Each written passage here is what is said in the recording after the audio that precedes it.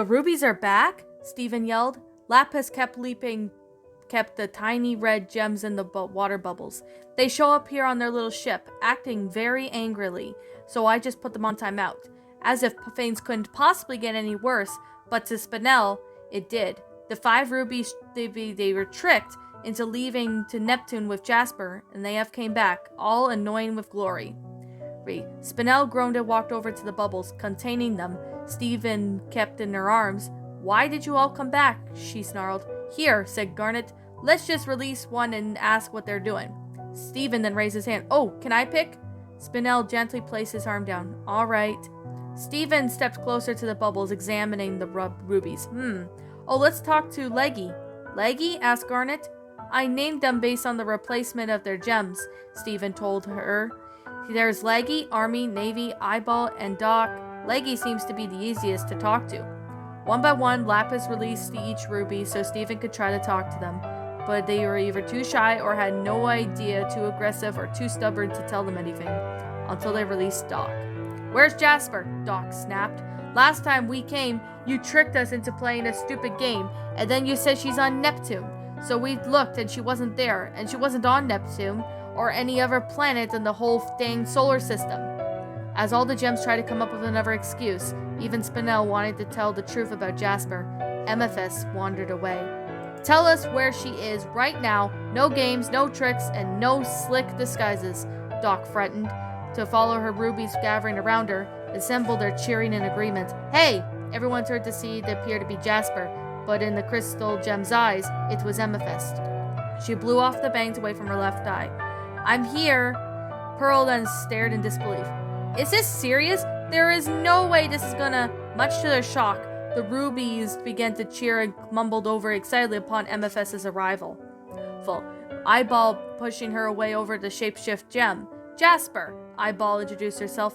I'm Ruby B1F4 Cut 4ND, and I fought the war in Earth. And she then did a diamond salute. MFS tried to come up with something. Jasper would say, at ease? I was on the ground in Facet 6 when I heard about the tale of Facet 9 kindergarten quartz that could.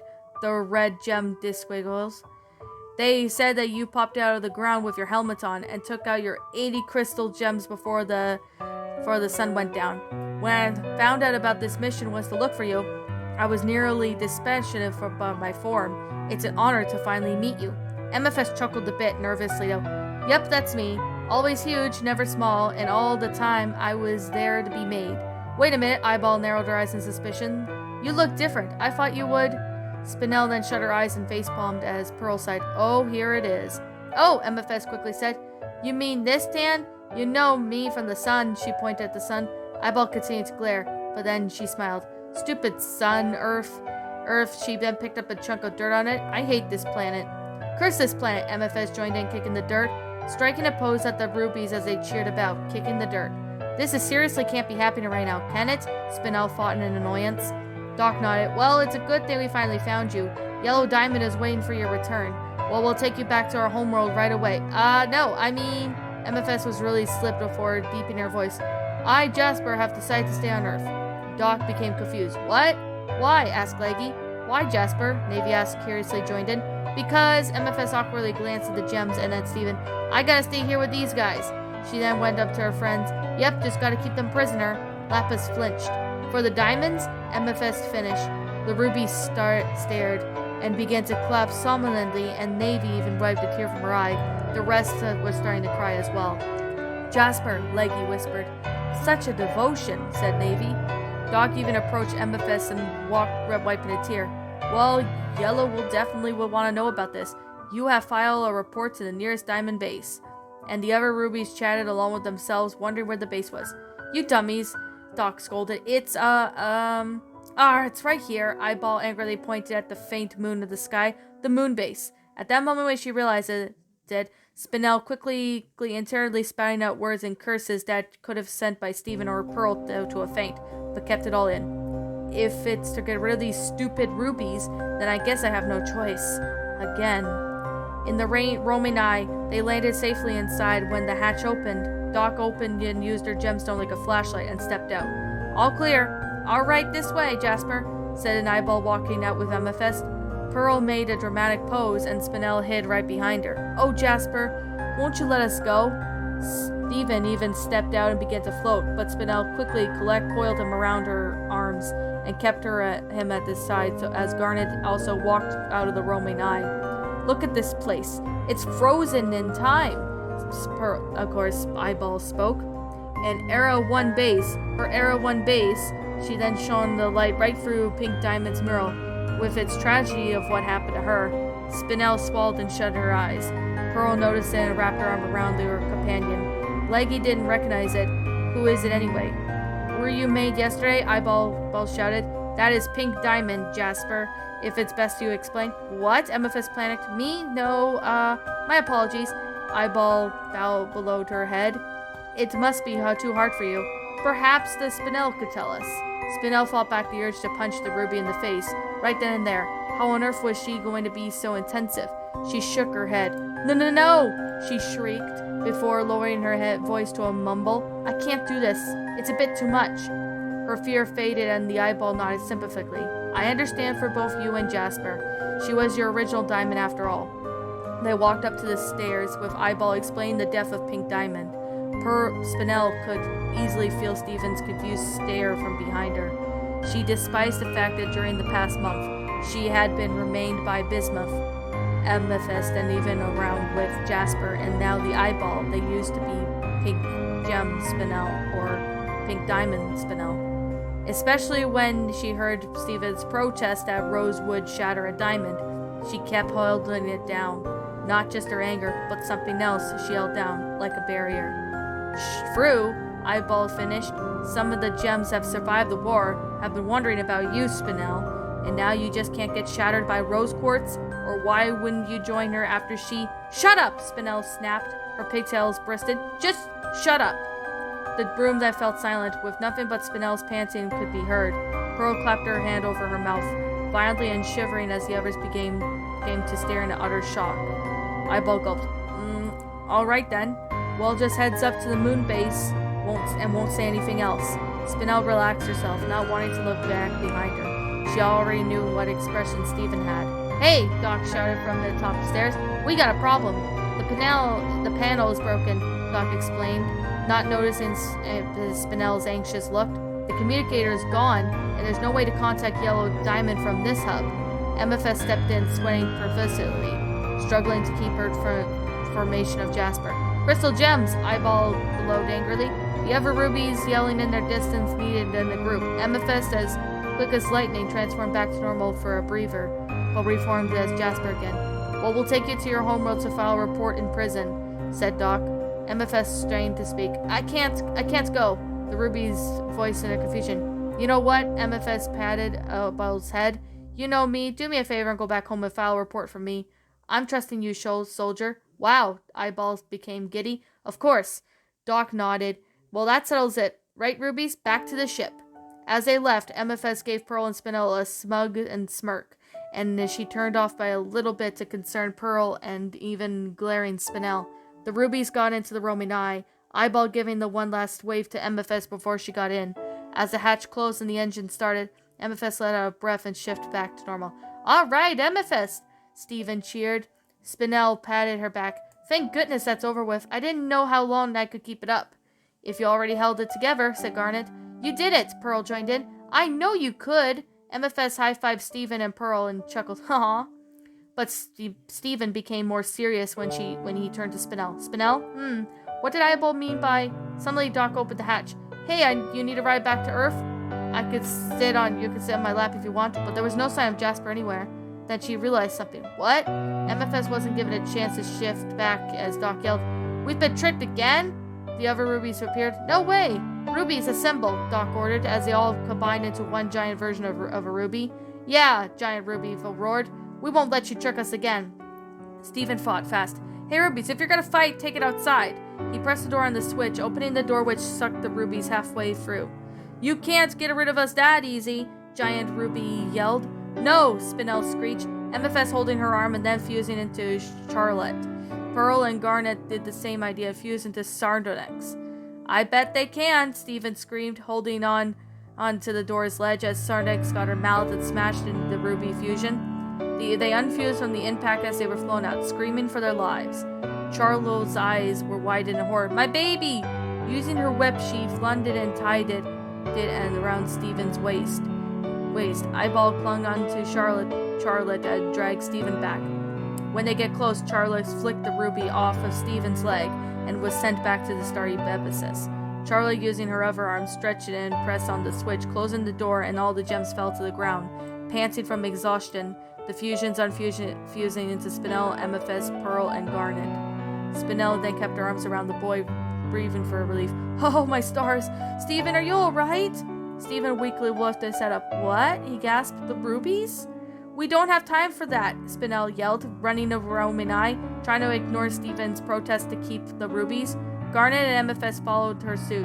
They were able to activate the eye and flew us back to Earth. Stephen, clinging to Spinel, sniffed and started crying. But the rubies, they'll find their way back home, Spinel told him. What matters is that you're safe, and that is all.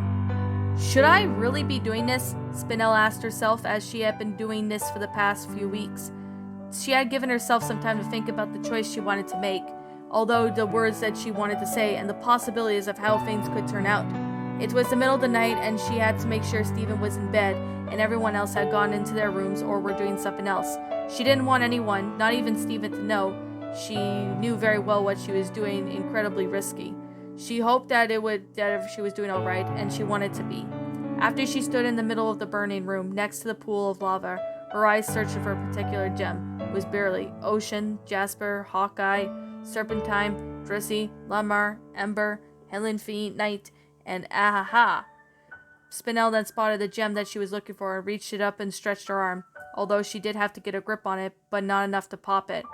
She held it in her eye level and smiled calmly.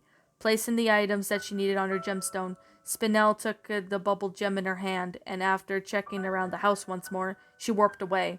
Stephen murmured in his sleep of what he thought he'd been hearing something, but ignored it and went back to sleep. Spinel sighed, and when she arrived back into Amethyst's beginnings, she was quite surprised, even though the injectors have remained on the same spot as the day they have left them. All right, she whispered, gazing at the gemstone. Let's do it. She lay down on the bed, stepping away from it, and reached out her finger on it, put pressure on the bubble to make it pop, and the gemstone landed on the ground. For a second, it glowed and flowed upwards, revealing the one and only Jasper. Her outfit was quite different from her typical soldier, now atop a brown-orange with tan markings on it. When she landed, the orange gem groaned and stood up, and looked around puzzled. She sensed someone was behind her and turned to face it, only to gasp. Spinel swallowed back in fear. Hey, Jasper. Where am I? Jasper snapped, standing up. Why did you let me out? She snarled. Oh, Spinel fought back to herself what she was going to say, but didn't stop her from feeling nervous. You remember when we said we talked about it in bed at kindergarten? Jasper stood still. Of course I do. Don't be stupid. To her internal surprise, the pink gem didn't scowl or retort. They continued to stare at each other, not knowing what to say. Even Spinel didn't think this was happening. All right, let's try some icebreakers, said Spinel.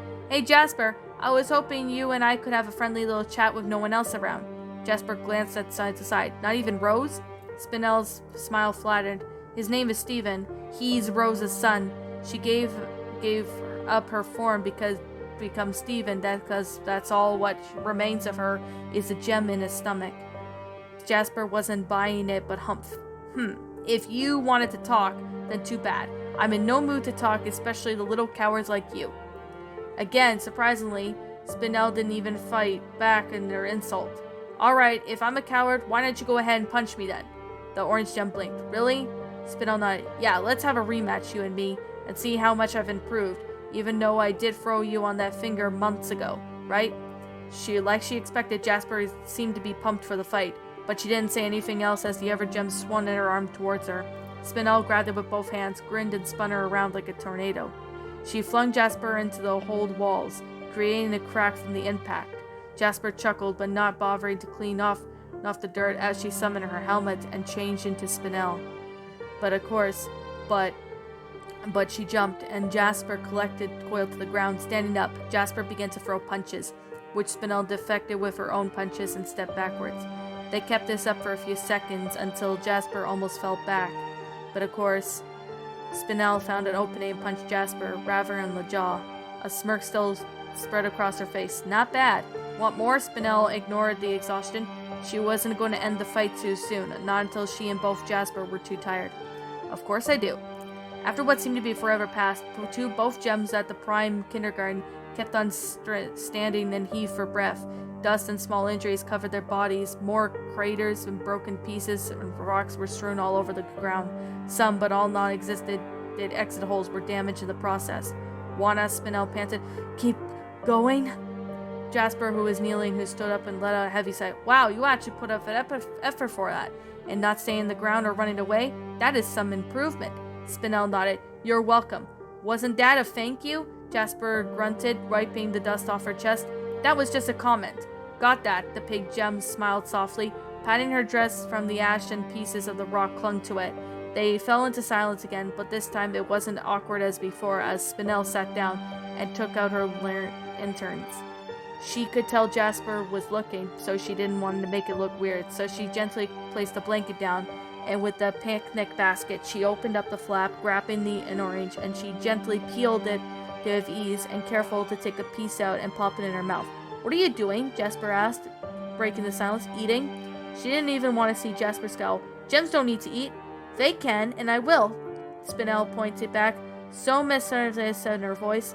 After a few seconds, Jasper had finally gave in her curiosity and walked over to Spinel, sitting down a good distance away from her. Spinel could only give her a glance before turning back her fruit. Actually, Jasper looked away for a second. Are you sure you want to talk? Spinel nodded. Of course. She handed her a piece of orange. Jasper stared at the piece in her large hands. How do you eat? The pink gem took a piece and placed it in her mouth. Like this. The other gem bewildered widely by that, but her incredibly burning curiosity made her do the action Spinel did. When she swallowed, she did the same thing. Jasper was taken back by the sweet citrine taste of the orange. What's that? Jasper asked. Is there more? Spinel was taken by a surprise, but she pulled back another orange and peeled it. Here, she gave it to Jasper a few other pieces, which accepted them and ate them. For the third time that night, the silence fell between them. It was rather nice at this time. Spinel, feeling Jasper's hostility fade, made it a smidge, but it was good enough for her, as long as they were having their nice time after their long howl brow. Of course. Okay, Jasper sighed. What about the whole talkie thing? She then made her air quotes with her fingers. What exactly did you want to talk about? Well, the pink gem ate the last piece. You. Jasper blinked. Me? Yeah, Spinel thought back of what Garnet said to Peridot. We're very different, and I appreciate that. The orange gem raised an eyebrow. You do? She asked, unsure. Spinel nodded. Along with Garnet and Peridot, Pearl, and MFS, in fact, is the place where MFS was made 500 years ago. She stood up and walked towards the smallest exit hole. Jasper followed it, staring at it. It's really small. Yeah, Spinel agreed. A failure is coming out of a big success, and it's something MFS have fought for a long time. The orange gem glanced at her. What do you mean? MFS may seem that she's laid back, carefree gem who likes to improv on some mischief, but for the years I've spent with her, Pearl and I have learned she wasn't completely all that. In fact, like you, she apologized over what she did was something was wrong with her. She joined the Crystal Gems just to get away from that fact. She never forgot about it, like you. What? I'm sure you already know, but we visited the Beta Kingdom, or kindergarten. I never thought much about you back then, until now. Now I think I understand why you're this way. Jasper groaned in frustration. But that shouldn't change the fact that you're perfect. Perfect? Yeah. I mean, you have the biggest exit hole in the place. Straight wall, perfectly shaped hole, and even fictional rock melt. That's just amazing. You're the perfect quartz soldier. Jasper almost began to blush, and something that wasn't anger, vengeance, or her horse. What are you talking like that? I thought you hated me. I did, Spinel admitted. But after learning about your history, I want to give you a second chance. A second chance? Jasper stared at her and scoffed. You don't mean that? Spinel turned to her. Of course I do. I promised myself that I would only tell nothing but the truth. The quartz soldier crossed her arms. Well, if you aren't trying the truth, why me? I swore revenge on you. I planned to kill those defectives that called friends, and I was going to shatter you myself. I know, but understand your situation now. You don't have to live with regret anymore. Pearl, Amethyst, Garnet, and I realize our creation doesn't make us who we are. We don't need to improve ourselves to make us feel better. If we just want to make our own choices, we realize we already got it just the way we are. Jasper didn't look at her, looking down on the ground. And sure, you're right about the opposite, and Amethyst, you're completely different one way, but at the same time another. Like what? You and Amethyst came out differently from the other gems you were made. To put in specify in success, you can come failure, but in failure, you come success. Jasper felt that emotion swelling in once more, but she tried to push it away. Whatever. Yeah. Spinel laughed lightly. Does that sound needlessly complicated? But I just want you to know you can make your own choices. Your choices aren't mine, neither are the diamonds. Jasper, remember when you said you got what we deserved? Of course. Well, if we go by that, then you deserve an apology. Jasper froze, facing the pink gem, speechless. Just, Jasper, I am humble for tonight. I understand. Your history to them was never meant to live, and said again. You've suffered such an injustice, and in 1,000 years after you. I offer an apology a long time overdue. I am sorry, Jasper. I am really sorry. Hear my song, and you know I sing the truth. I know you want to fight, but I reach for kindness in your heart tonight. If you can forgive, and if you can forgive, love can truly live. Jasper couldn't fight the emotion anymore. She just stood there in speechless awe of Spinel's singing. I was frightened, Jasper, but I'll even use my last breath to tell you that I'm sorry that led us to the instant of death. Over 5,000 years of agony that you and your heart have sent, I am here to amends the senseless killing ends. I am so sorry, Jasper. I am sorry. Hear my song, and I know I sing the truth. If you want to fight, I reach the kindness in your heart. If you can forgive, and if you can forgive, love will truly live. Spinel finished her song, and then dancing with the pink eyes, staring back at the awe of Jasper. Wind blew for her hair. Jasper turned away. I don't know. Know what? I don't know! The orange gem barked before relaxing and sitting down. Spinel smiled gently, wondering if Jasper had been even have apology before. Guessed not, since all Jasper's ever done was to slave herself to Yellow Diamond, which made her feel more pangs of empathy towards the soldier. Hey, Spinel spoke quietly, you don't need to come with me if you don't want to. Are you alright? She then got no response, knowing that the morning sun wasn't too far from rising. Spinel walked back over to the warpad. Hey! Spinel, nearly startled, turned to the other gem. Are you? Jasper hesitated for a moment. Are you coming back? Spinel blinked. Do you want me to? The orange gem lowered her head. Maybe. After hearing that, Spinel smiled kindly. All right then. I'll make sure to stop when I can, and I'll bring some oranges if you like, and then we can even fight more too. That would be nice. Nodding, the pink gem warped away, leaving Jasper alone in the kindergarten. There was a gleam in the gem's eyes, and she thought about Spinel's words. Gazing back at Amethyst's hole, she could see that Spinel was right about one thing. She and Amethyst were total opposites than the other gems, and they were created with, and perhaps she would be okay with that.